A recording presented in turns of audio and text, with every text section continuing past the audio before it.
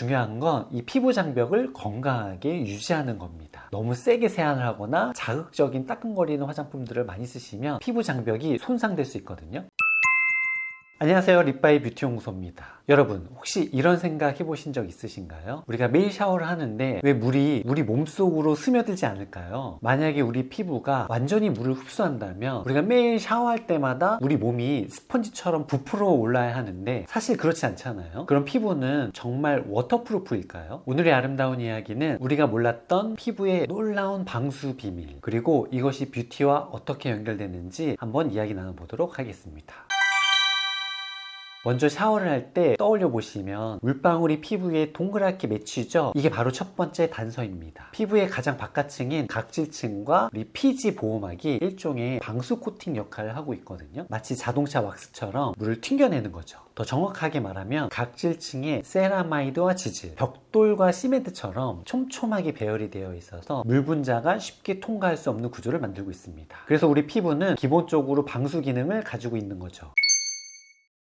그런데 잠깐만요. 피부가 완전한 워터프루프라면 어떻게 우리가 땀을 흘릴 수가 있을까요? 그리고 왜 오래 물속에 있으면 손가락이 쭈글쭈글해질까요? 정답은 피부가 반투과성 막이기 때문인데요. 물 자체는 통과를 하지 못하지만 수증기 형태로는 교환이 가능한 거죠. 우리가 목욕탕이라든지 수영장 물놀이 갔을 때 물속에 오래 있으면 손가락이 쭈글쭈글해지는 이유도 굉장히 재밌는데요. 각질층이 물을 일부 흡수해서 일시적으로 부풀어 오른 건데 이때 표면적이 늘어나면서 주름이 생기는 거죠. 마치 우리가 종이에 물을 적셨을 때처럼 부풀어 오르는 거죠.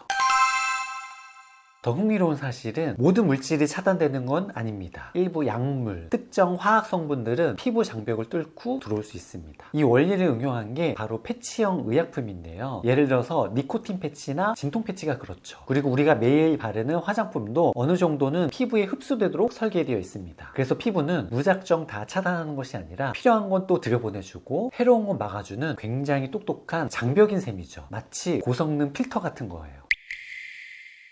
우리의 피부는요, 분자의 크기라든지 침류성인지 혹은 친수성인지 그리고 pH 농도 등을 고려를 해서 선택적으로 흡수를 합니다. 그래서 많은 화장품 회사들이 나노 기술이나 리포존 같은 전달 시스템을 개발하고 있죠. 특히 밤에는 피부 장벽이 더 열리는 경향이 있다고 하는데요. 그래서 우리가 아침에 바르는 크림, 저녁에 바르는 크림이 따로 있는 이유이기도 합니다. 하지만 현실적으로는 데이크림, 나이트크림 나눠서 바르기가 그렇게 쉽지만은 않죠.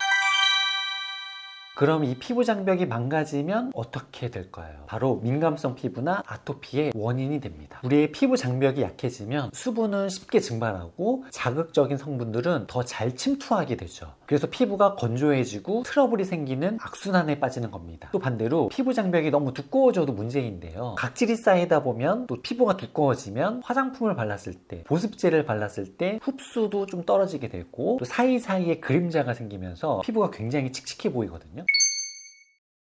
정리하면 피부는 완벽한 워터프루프가 아니라 굉장히 똑똑한 반방수 장벽입니다. 반워터프루프죠. 필요에 따라서 선택적으로 물질을 통과시키는 고성능 필터 같은 거죠. 그래서 중요한 건 이 피부 장벽을 건강하게 유지하는 겁니다. 너무 세게 세안을 하거나 자극적인 따끔거리는 화장품들을 많이 쓰시면 피부 장벽이 손상될 수 있거든요. 여러분의 피부는 단순히 예쁘게 꾸미는 캔버스가 아니라 우리 몸을 지켜주는 첫 번째 방패라는 걸 기억해 주시면 좋을 것 같습니다. 오늘 샤워하실 때 물방울이 피부에 동글동글 맺히는 걸 보면서 우와, 내 피부가 이렇게 똑똑했구나 라고 생각해 보시면 재밌을 것 같아요. 그럼 오늘은 여기까지 이야기 나눠보도록 하겠습니다. 감사합니다.